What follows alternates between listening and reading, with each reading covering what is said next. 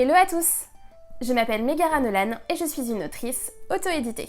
Dans la vidéo d'aujourd'hui, on va parler du fameux classement Amazon. J'avais déjà fait une vidéo concernant les catégories Amazon. Si tu ne l'as pas vue, je te conseille à aller la voir. Je vais te mettre le lien par ici.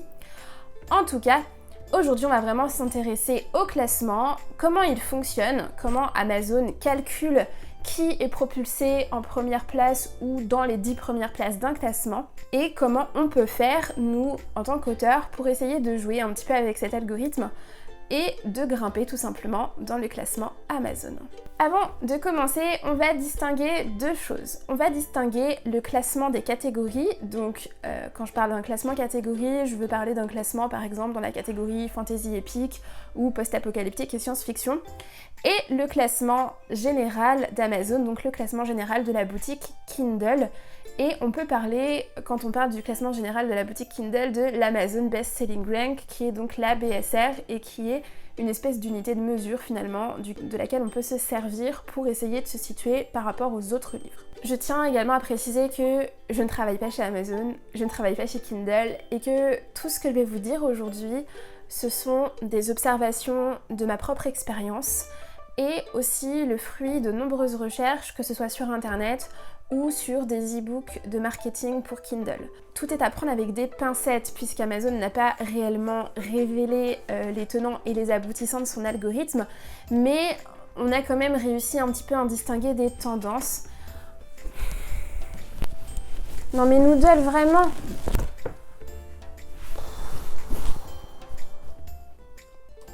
Noodle, c'est pas vrai. Noodle, je tourne. Descends. Allez, descends. Ah bah voilà l'autre. J'en ai marre, sauvez-moi. Donc je disais avant d'être interrompue qu'on a quand même réussi à distinguer des tendances et on est à peu près sûr que ça fonctionne comme ça. Allez, j'arrête le suspense. Comment fonctionne le classement Amazon ? Bien, au risque d'en décevoir plus d'un, on va pas faire de maths, on va pas lancer un théorème de Pythagore puisque je vous avoue que j'ai complètement oublié comment faire. Mais ce qu'on peut dire aujourd'hui, c'est que le classement Amazon, a priori toujours, fonctionne à point. C'est-à-dire que par exemple, si je fais une vente aujourd'hui, ça va compter pour 1 point. Amazon va également... C'est un plaisir. Amazon va également prendre en compte ma vente d'hier. Celle-ci va compter pour 0,5 points et ma vente d'avant-hier 0,25 points et ainsi de suite, vous avez compris. Si tu fais partie du programme d'exclusivité Kindle, il faut savoir que chaque emprunt va également compter pour une vente. Il y a également une rumeur qui dit que si un utilisateur de KDP lit 10% de ton livre ou 20%, ça va également te compter pour une vente. Mais là, vraiment, c'est une rumeur et j'ai pas été capable de vérifier cette information, donc j'en sais pas plus. Ce qu'il faut également savoir sur ce système de points et de classement, c'est que le prix de l'e-book ne va pas influencer le classement. Si il est à 0,99, il va faire le même nombre de points qu'un e-book à 5, à 6 euros par exemple. Ça va pas influencer le classement, mais ça risque d'influencer le lecteur. Il y a des gens qui pensent, et ça je l'invente pas, je l'ai vraiment entendu, que les e-books pas chers, ce sont des mauvais e-books. Alors je sais pas sur quoi ils se basent pour dire ça.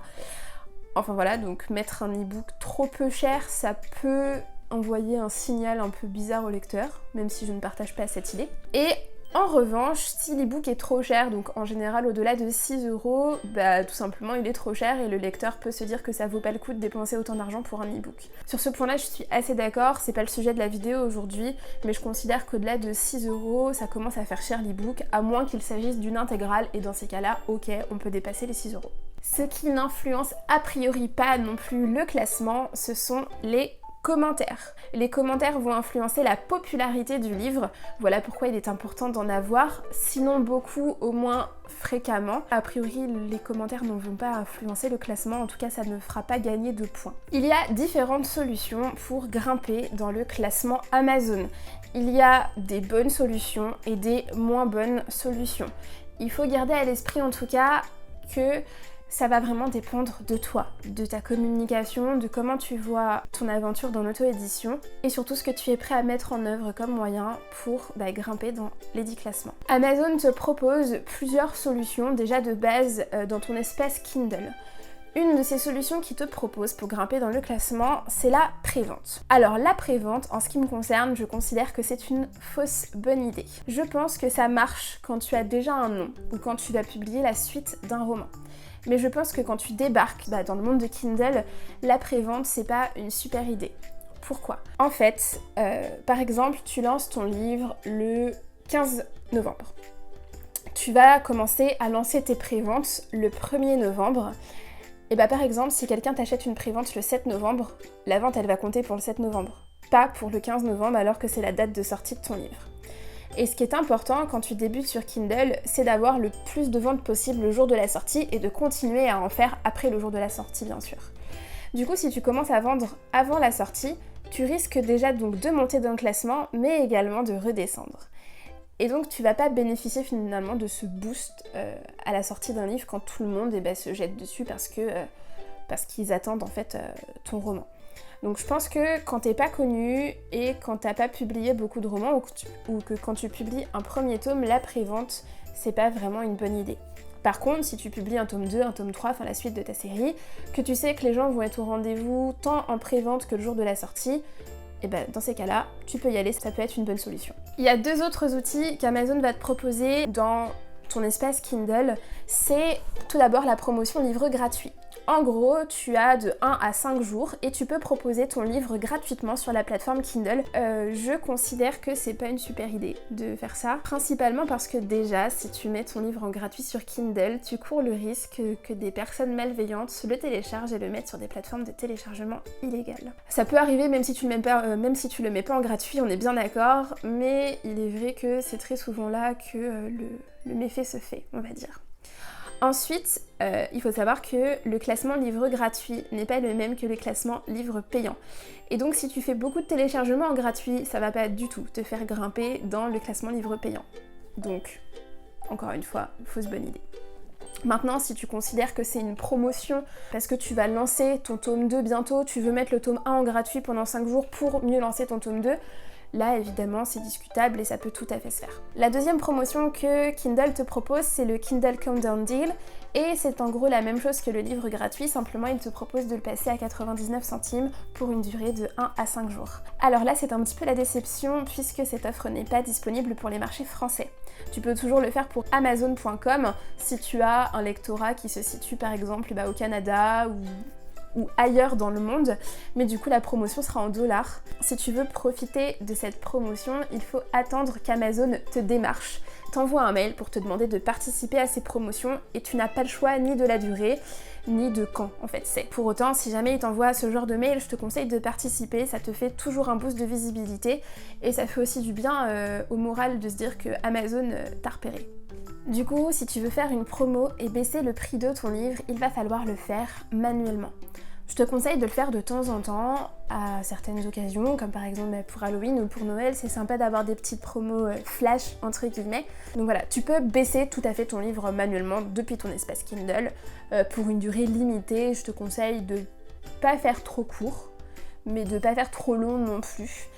Ça peut te permettre de remonter un petit peu dans le classement comme ça ponctuellement.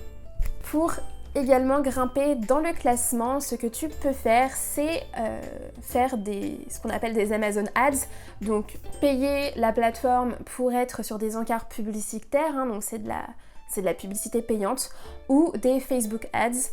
On va pas trop s'attarder là-dessus aujourd'hui, je ferai une vidéo complète sur les publicités payantes. Ce qui va également t'aider à monter dans le classement, c'est d'avoir une présence régulière sur les réseaux sociaux. Je pense que je le dirai jamais assez. Personnellement, dès que je vois que je commence à chuter considérablement dans un classement, parce que ça fait quelques jours que j'ai pas eu de vente ou que justement j'ai fait moins de ventes, j'essaye de faire un petit post, soit une citation, soit une story, j'essaye de montrer en fait. Essayer de proposer un contenu varié, différent. Ça peut permettre des fois de remonter dans un classement et de faire la différence. Il y a des périodes où inévitablement tu vas vendre moins, c'est comme ça, c'est normal. Il y a aussi des périodes où on sait pas trop pourquoi, il y a beaucoup de sorties à ce moment-là, tu vas baisser. C'est aussi le jeu, c'est les aléas du métier un petit peu, et il faut l'accepter. Mais voilà, le plus difficile dans ce métier en fait, c'est pas vraiment de se faire une place dans un classement, c'est de la maintenir. En ce qui concerne les publicités payantes, je comprends tout à fait qu'on n'ait pas d'argent à y consacrer ou pas d'argent à investir là-dedans, mais il faut savoir que dans le métier de l'auto-édition, si tu n'as pas d'argent à consacrer à ce que tu fais, eh ben, il va falloir y consacrer du temps. Je passe énormément de temps à faire du marketing, à faire de la communication, puisque j'ai des moyens limités. Comme je commence à avoir de plus en plus de revenus par rapport à mes livres, je réinvestis une grosse partie de ce que je gagne dans le marketing et dans les publicités payantes. Ça paye puisque je grimpe continuellement dans les classements et en tout cas je ne baisse pas. Il n'y a pas un mois où je fais moins de redevances que l'autre. Donc voilà, il faut y croire, il faut s'accrocher et c'est vrai que quand on comprend un petit peu comment ça fonctionne tout ça, c'est plus facile d'appréhender tout le reste. J'espère que cette vidéo t'aura plu, merci de l'avoir suivie. N'hésite pas à t'abonner et à activer la cloche pour savoir quand je sors une nouvelle vidéo. Désormais, ce sera tous les mardis à 18 h. La prochaine fois, on va parler des mentions légales à inscrire sur un livre. Je te souhaite un excellent deuxième confinement, bon courage à toi et à très bientôt. Ciao ciao!